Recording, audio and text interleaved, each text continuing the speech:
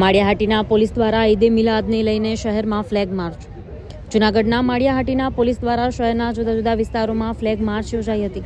આગામી ઈદે મિલાદ તહેવારને ધ્યાનમાં રાખીને શહેરમાં શાંતિ વ્યવસ્થા જળવાઈ રહે અને કોઈ અનિચ્છનીય બનાવ ન બને તે હેતુસર આ ફ્લેગ માર્ચ યોજાઈ હતી. મહિલા પોલીસ સ્ટાફ સહિત પોલીસ ટીમની ઉપસ્થિતિમાં થયેલી આ કાર્યવાહીથી લોકોને સુરક્ષા તથા વિશ્વાસનો સંદેશ મળ્યો છે.